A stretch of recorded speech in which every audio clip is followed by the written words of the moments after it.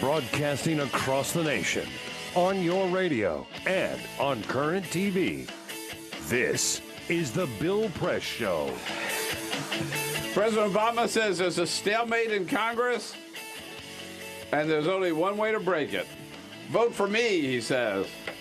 And he's right. Good morning, everybody. What do you say? Friday, June 15. So good to see these Fridays roll around here on the Full Court Press, and good to have you with us today. It's a lot going on, lots to talk about. We will be covering it all here on this edition of the Full Court Press, and taking your calls, of course, at 866-55-PRESS, 866-55 77377. If you only knew what goes on off camera here on the Full Court Press in studio. And look who's here, Eric Burns. Hey, good to have you back. Great to be back.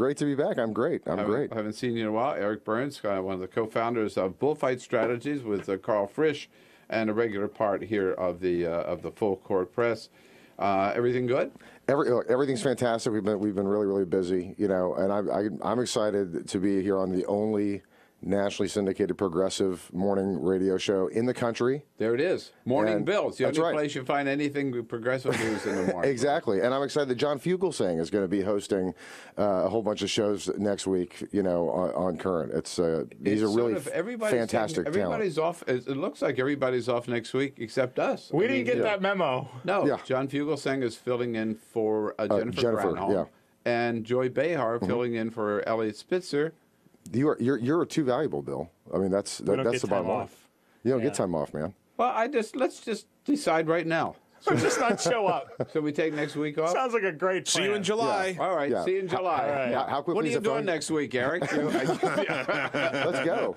All right, there it is. If anybody sees David Borman, when you tell him I'm off next week and Eric Burns is in. I think he's calling right now. Yeah, I think he is too. No, I think he's pulling the plug right now. We've got. He's calling Bill. He's calling him something. Peter Rockburn and Dan Henning. Hello, guys. Hi there. Good morning. Happy Friday. Total team here, and Cyprian Bolding, our videographer. We'll leave you, Cyprian, next week. Okay, so that sounds so good. you won't be all by yourself. Yeah, we will hold down the fort. Everything will be fine. Cyprian might have something to say about that too. All right, so it was happened in Detroit yesterday. Before we get to the serious stuff, somebody noticed a man who had a dump truck, or anyhow, truck, a flatbed truck maybe, or whatever, and he had tree trunks on it. And he was stopped in the middle of an intersection in downtown Detroit, dumping the tree trunks into the street. A good citizen called the cops. Yeah. And the cops caught up with the guy, and he explains for himself what he's all about. So you were saying that you were going back to clean up? Oh, yes. I'm Mr. Cleanup. I'm not Mr. Clean. I'm Mr. Clean Up. Oh. Somebody said I live in Warren, and I'm cleaning up Detroit. Go figure that one out. But somebody said that they tried to yell at you to come back, and you kept going. And it must have been a woman, and I don't listen to women yelling. I tell them to shut up. Well, he was quite offensive with his answers. Dukevich maintains he just wants to help people remove chunks of wood from their property. I lift them all by myself with nobody else's help. With old guys, disabled guys, black guys, white guys, Polish guys, Ukrainian guys, and guys from Mars also. No women. Oh, okay. From Mars? From Mars. Yeah, that's where I'm from, Mars. Oh, man. Ladies, I think he might be single. Yeah. Oh.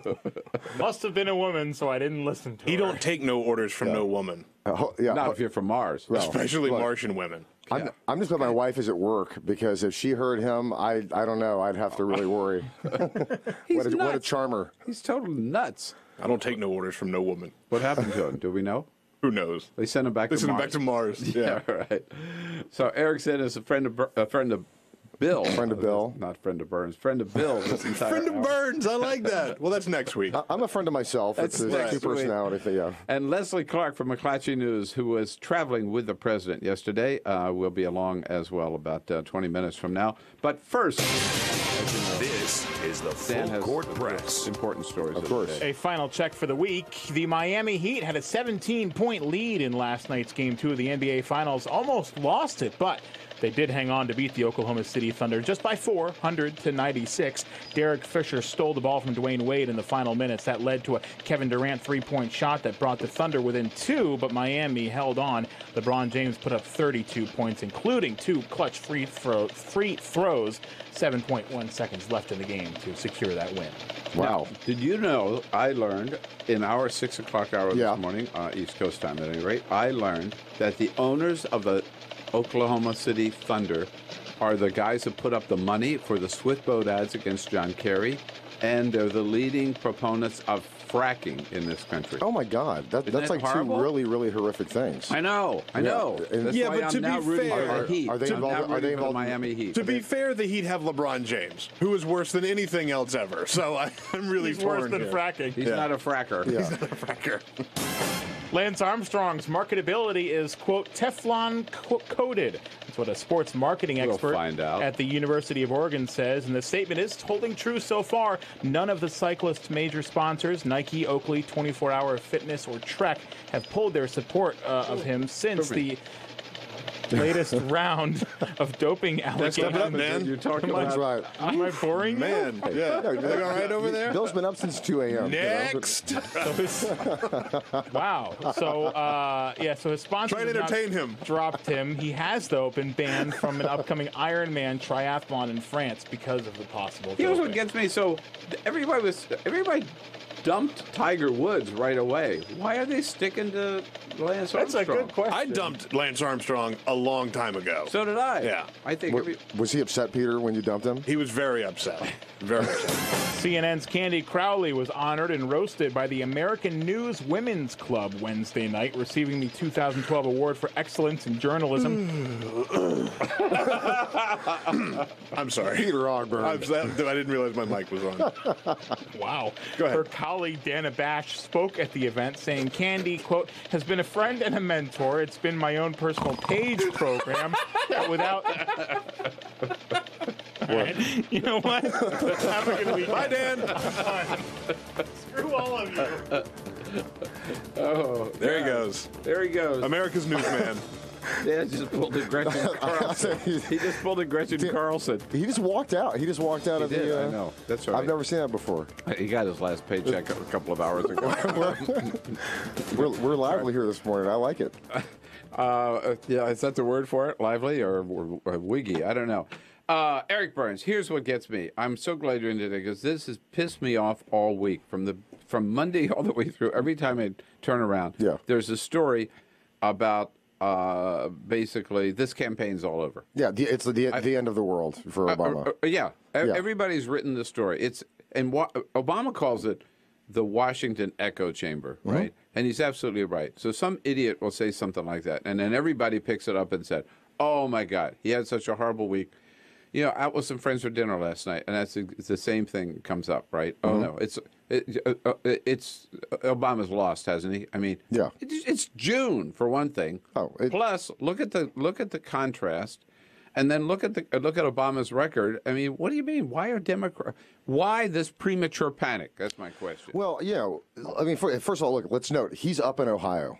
You know, I mean, so clearly, Ohio. Yeah, right. I mean, where they just were up in Wisconsin, and Romney driving the campaign bus around and honking the horn. Doesn't seem like the strategy of a winning campaign that's like in the lead. You know what reminds me? I was talking to Peter about this yesterday. It's like he's running for student council president. City council in high races. school. Yeah, absolutely. You get in a bus and you honk the horn driving around. Well, hello, he's running for president of the United States. Well, I'll tell you, I don't think. Why are Democrats ready to throw in the towel? I think I was at the Netroots Nation conference and it was it was very, very interesting. It was one of the things that frustrated me a little bit because there was, I think, while an understanding that folks we need to beat Romney, but there was a little too much, I think, head bashing of the president, and I really, I think it's time today, and I say this not just as a consultant, but as like former president of Media Matters, who's been a movement leader. Progressives have got to get behind this president.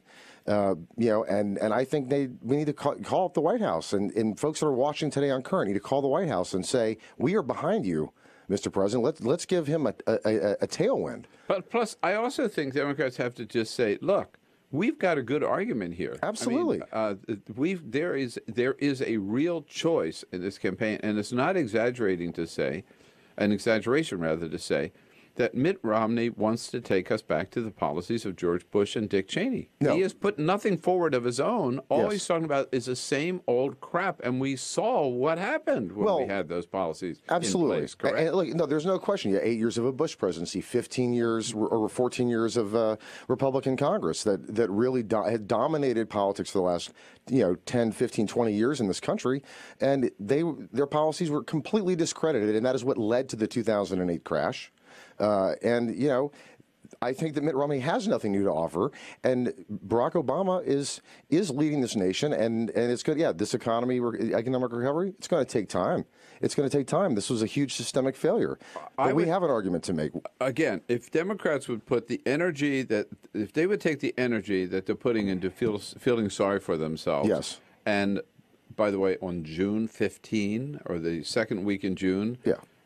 Throwing in the towel and saying the election is over. I mean, it's just idiotic. Yeah. And take that energy instead and put it into making the case for why it's important that this election, that we succeed in this election. I think we'd be a hell of a lot better off. Well, yeah, and look, Romney talks about the class warfare, and that's not accurate at all. It's about greed and selfishness by a very, very small group of folks, that Romney is a part of, versus a plan and an agenda by the Obama administration and Democrats to invest in America, to invest in this country.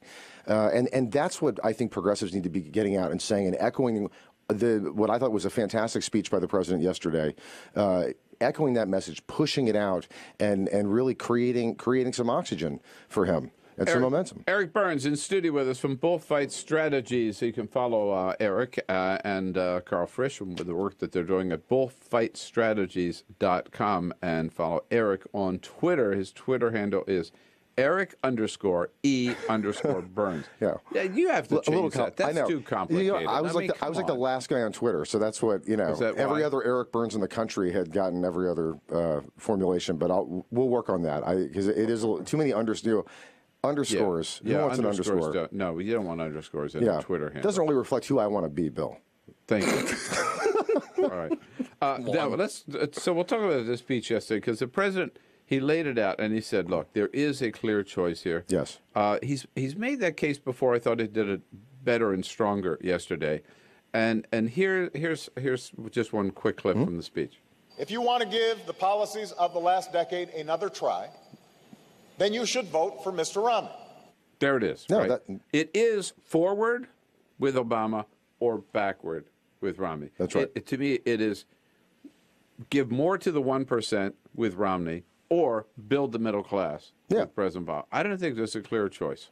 Well, look, the Romney campaign is going to try to make this a referendum on Obama, and they're going to do it dishonestly, deceptively, as they have been doing. And what the president just did right there is he made this about Romney and about the Republicans and George Bush and their failure and their continued failure. And we are where we are today.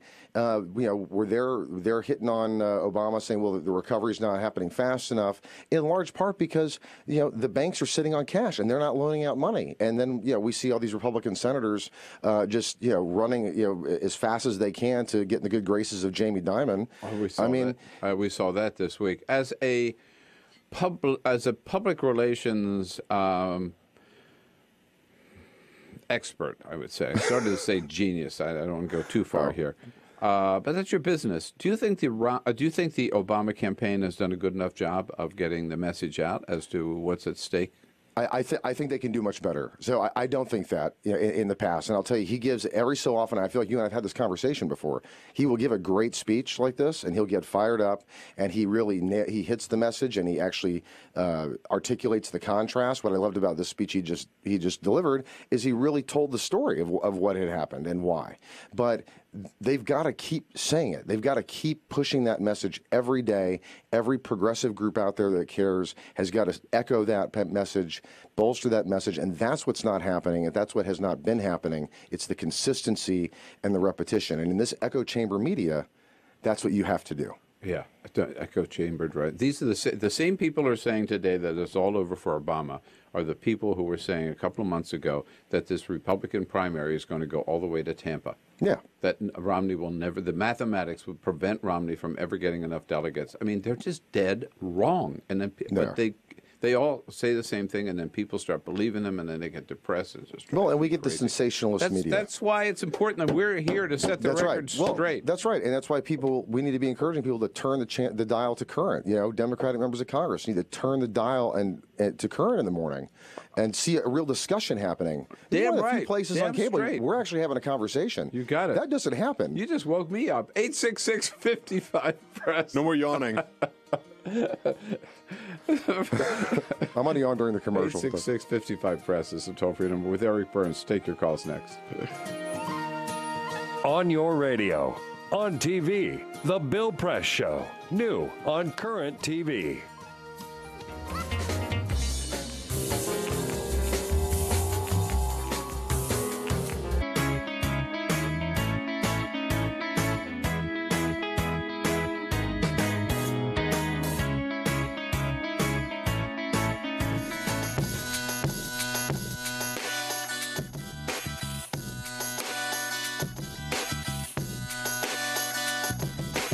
This is The Bill Press Show, live on your radio and Current TV. Yeah, you hear it a lot these days. Almost every article you read about this campaign says, well, it's all over Obama, that Obama just has blown it, and Romney's got the momentum, and, they're already measuring the drapes in the Oval Office. BS. Don't believe it. I don't believe it. Neither does Eric Burns, Bullfight Strategies. Absolutely not. In studio with us. Eric, let's say hello to Andrew down in Moultrie, Georgia. What do you say, Andrew? Hey, Andrew. Hi, Bill. How you doing, man? I enjoyed the show. First-time caller, man. All right. Good for you. Right. Thank you. I just want to let the Democrats know they need to have some balls. Like Amen. And stop being a sissy. They bow down to everything that Republicans do. They don't act like they don't have no kind of power. You know, I miss Weiner. God knows I miss Weiner, because one thing about Weiner stood up to him. He was the best fighter we had. Absolutely. He was a fighter, and this is what the Democrats need. They need fighters. They don't need sissies. You're absolutely right. I feel like this is right on. Bill Absolutely. and I've been saying this for years, up here, and because we can't bring a knife to a gunfight, and you've got to understand how far these guys on the right are willing to go, and they are willing to go as far as it takes. Yeah, Andrew, I'm glad you made that point. And I'd have to say, it's across the board. First of all, you need people in Congress like Anthony Weiner did. Nobody was better than he was. Nobody.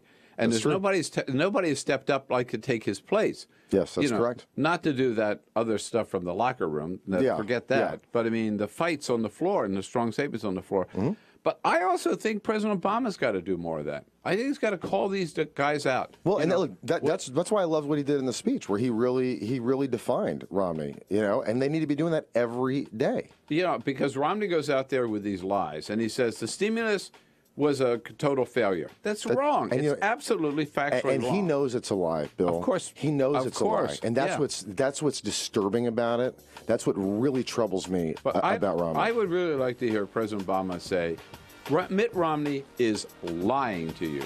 Yes. Lying to you. I mean, just call him out on it. This is the Bill Press Show.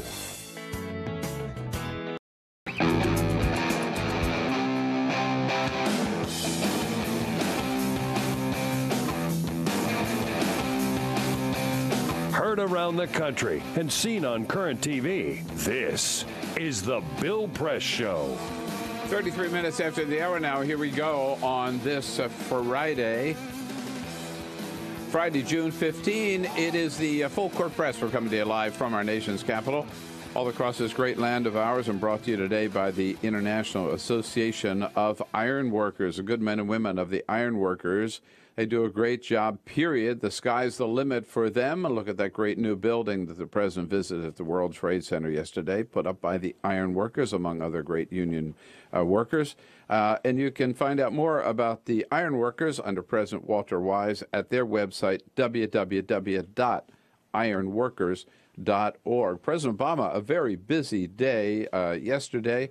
on the road out to Ohio and then up to New York City for two fundraisers with the president as part of the White House pool. Leslie Clark, who covers the White House, a colleague of mine in the briefing room, covers the White House for McClatchy newspapers.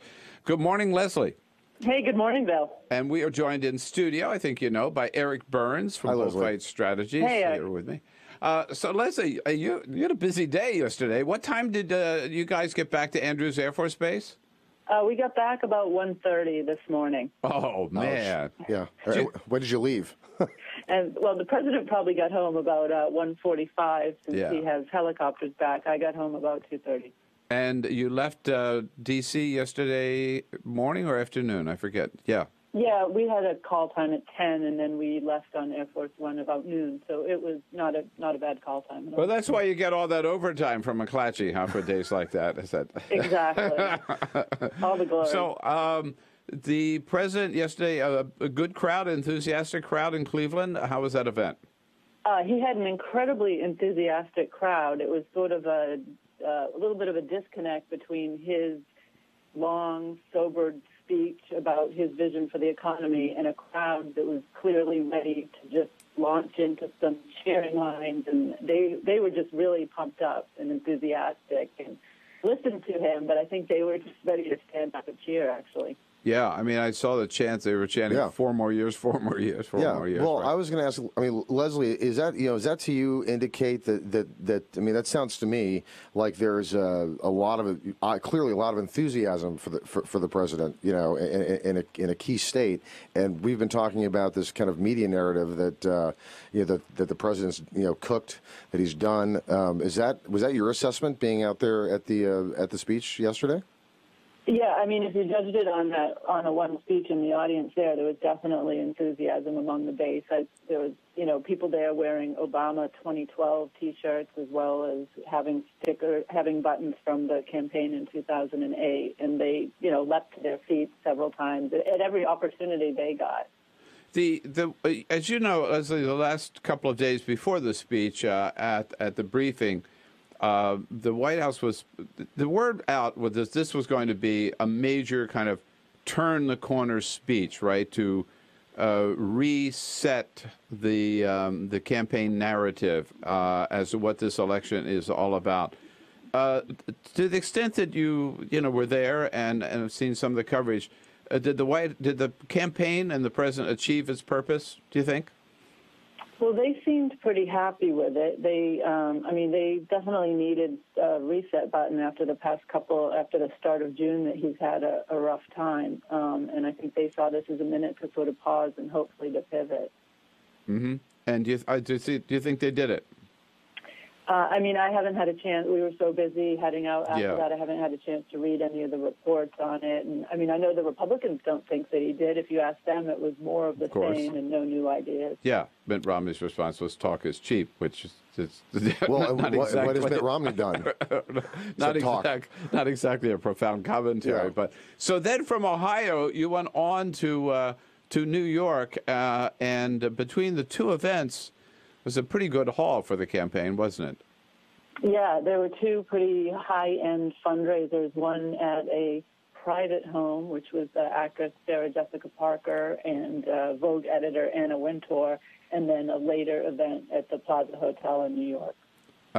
Did I see a total take, I think, of $4.5 million between the two? I think I saw it. I don't know whether that was in your pool report or not. Well, if you do the math, I think it was $40,000 a couple for the Sarah Jessica Parker reception. There was about 50 people there. And then the later one was $25,000 per, and that was about 200 people in the ballroom. Yeah.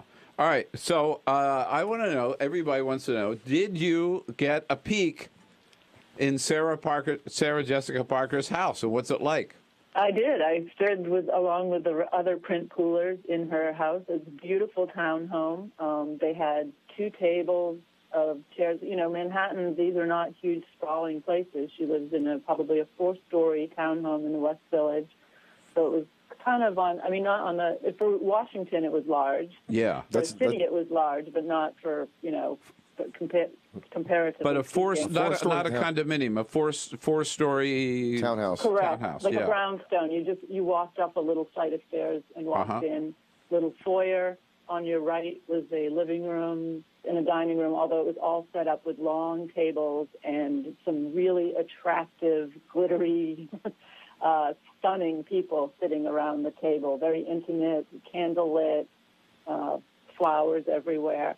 And Sarah Jessica Parker was talking when we walked in, and she got to introduce the president. Now, was it one of those things, Leslie, where she had all of her own movie posters and paraphernalia up on the walls? No, very tasteful, lots of art, nothing that I could recognize, but it looked very nice. It was, How many people would you say? There's 40 to 50 people that we could see. Of course, we were trying to look around and spot as many celebrities as we could. And we were able to see Meryl Streep directly. When we walked in, Sarah Jessica Parker was standing. She had a very elegant, sweeping updo, some nice jewelry on, beautiful dress. She was sitting right next to the First Lady, and the president was standing at the time. I'm not sure where he had sat during the reception. And right across from the First Lady was Andy Cohen from Bravo. I'm trying to say Anna Wintour was down the table a little bit. One of the co-hosts of the evening. Yeah. And apparently Beyonce's sister was there. I'm not really. Wasn't Aretha there? I didn't see her.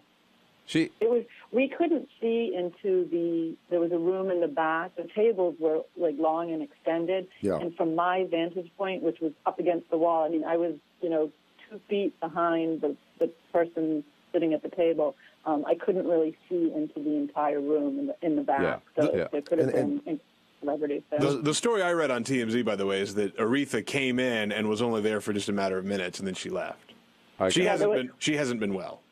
There were huge cameras outside of her house. I mean, they blocked off blocks and blocks and blocks in New York City police and set up barricades. Oh, really?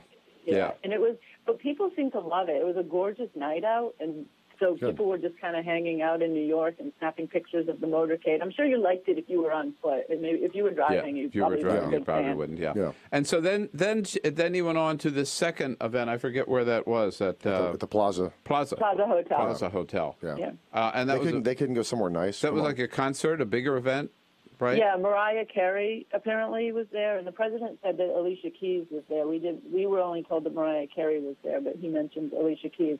The pool was not allowed into it until we're usually allowed in when the president makes remarks. Yeah. And so we didn't see any of the entertainment. We didn't hear any of the entertainment. You just got in for the campaign remarks. We got in for as Michelle Obama was introducing her husband. We got in for that, and then in for the president's remarks. How were his remarks? Very sober, very, I guess you're used to campaign events and, very soaring rhetoric and getting people excited. This was he didn't take the stage until about 11 o'clock, and it was in a darkened ballroom. Most of the light was provided by these candle votives on the table. And he just spoke very soberly, very calmly, very, professorial, perhaps, laying out his vision for the future and contrasting it with by that time he's probably ready to cash it out. I'll tell you one thing. I forgot the First Lady was along yesterday. She picks and chooses the events that she wants to go to, man. Wouldn't you? Absolutely. and she made a good choice yesterday. She went to one of the... I was going to go. I gave, but I tried. But it was it was $40,000. I thought at 40. Okay, man. Okay, hey Leslie, listen. I know you didn't get much sleep, so I appreciate very much you taking the time to join us this morning, and maybe I'll see you later at the briefing at the White House today. Absolutely, you got it. I'll see you there. Thanks, Leslie does a good job covering the White House for McClatchy newspaper. She had on pool duty 2 days in a row. That's a tough assignment. That's Well, it is. You're on and off the bus, on and off the planes, and following them around, and in and out of the motorcade, and they don't give you a lot of time. And there's pressure on the pool reporter to make sure they get it right because everybody depends on it. Oh my God! Right? I've heard that from all my reporters. All the rest of us depend on what the pool sends out. Yeah. Who's meeting with the president, how you spell their names, what their exact titles are, and let me tell you, if you get something wrong, people really dump all over you. See, yeah, it's a very important responsibility. Somebody would let me write the pool reports. We would have great press. I'm just kidding. Eric Burns from Bullfight Strategies. We're going to talk about and give you our most favorite clips of the week coming back here. All right. You'll enjoy that. On your radio and on Current TV, this is The Bill Press Show.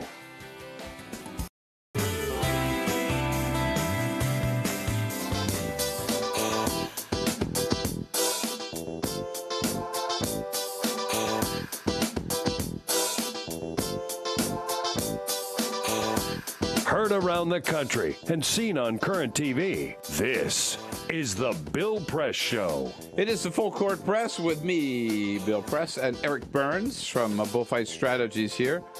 Before we get to our clips of the week, I think Peter and Eric and all of you friends and neighbors, this is probably the most important story of the day. Out of San Francisco, at Whole Foods, they have started a new product. Selling a new product, and it is a phenomenal success. They can't keep it on the shelves. Is this weed related? No. Well, it's San Francisco, and I think there's some crunchy people who shop at Whole Foods. This is chicken related, but this is not real chicken. This is fake chicken. It is a new meat substitute called Beyond Meat, and it tastes just like chicken, except it's not chicken. It's all artificial for vegans who want to, have sort of a kind of a meat experience without eating meat. Sure. And they say they're also going to come out with fake beef, fake pork, and fake fish. Isn't that kind of just like tofu when it gets flavored? Let me tell you something. I'm all for this, right? I'm not all for it. I think it's stupid. Look, if you can make something fake chicken, eat a freaking chicken. Well, look, that's what I'm saying. I'm all for alternative meat, right? Like not basing your diet on meat, and that's great and fine. But I mean, they haven't found a way to make it tasty yet. No, well, I mean, look, I think of alternative meat as like Spam. I mean, that's meat byproduct. But Spam even has some meat product in it. I would do that before I would eat fake chicken. Yeah. No. I mean, it's just be real. If you're really a vegan, then be a freaking vegan. It's kind of a Mitt Romney move. I mean? It's like a pretenders moment. Where you're gonna. I'm eating chicken. Oh wait, it's fake chicken. He's a fake candidate. Yeah. All right. Well. So, do you think they have fake chicken at Kinney's Smokehouse where Barack Obama went for lunch the other day? I don't think so. I don't think so. Okay. Yeah. No. I'll have a Caesar salad with fake chicken on it, please. Yeah, right. Come on. Let's go to the Friday special. There we go. We do this every Friday. Our favorite sound clips of the week, Eric. We start at the bottom, work our way to the top. Speaking of Mitt Romney, he's got an idea about how we're going to get that Keystone pipeline through. I bet he does. Number 5. I can guarantee you, if I'm president on day one, we're going to get the approval from that pipeline from Canada, and if I have to build it myself to get it here, I'll get that oil into America. Yeah, he's going to build it himself. On day one, among the 25,000 other things he said he's going to do on day one. He's going to be out there in North Dakota.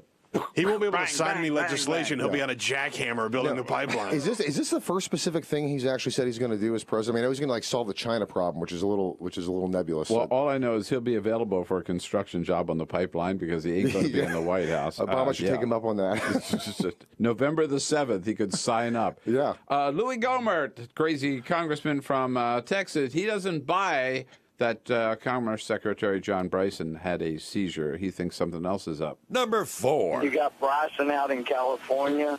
It's really unusual to have a seizure cause you to have one wreck and then cause you to put your car in gear and keep going until you have another wreck. That kind of seizure is really unusual, He's the secretary. Really what is his role? Commerce. Secretary of Commerce. He's a brilliant talk show host. And that's who's in charge of keeping businesses going. A guy that crashes his car from car to car. Yeah. Brought to you by Dr. Louis Gohmert, right? Yeah. And as a tech, I can tell you, Louis Gohmert, not the sharpest knife in the drawer. To say the least. Chris Wallace should know better. He was driving to work the other day on the phone to a talk show host. Yeah. Holding his cell phone in his hand. Oops. Number 3. They say that he's not expected to offer new jobs proposals in his economic address. And this is supposedly... Jimmy, I'm going to have a problem here. What's that, buddy? I'm talking to you on a cell phone, and there's a policeman here. And I probably shouldn't have been talking on the cell phone. Mm-hmm. So I'm about to get arrested. Goodbye. Oh, my You're God. pulled over?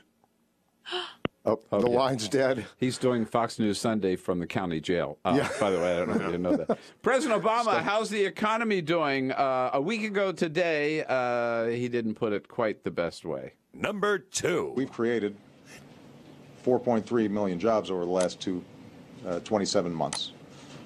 Over 800,000 just this year alone. The private sector is doing fine. Yeah. What he meant to say compared to the public sector, we know that. And Mitt Romney met a real tall guy, and so he figures he's got to be involved in sports. Number 1. I met a guy yesterday, 7 feet tall.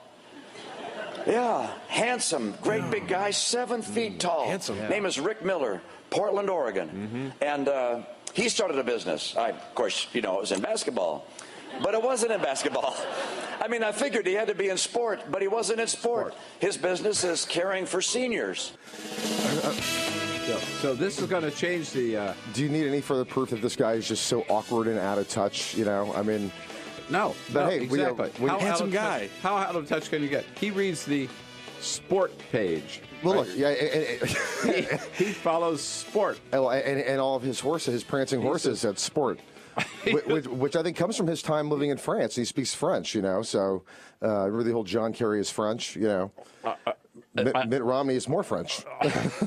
He's more out of touch than any candidate we have had. Yeah. Hey, Eric Burns, it's always fun when you're in studio, and always insightful, too. Thank you so much. Thank you for having me. With bullfightstrategies.com, and I'll be back with a quick parting shot. On your radio and on current TV, this is The Bill Press Show.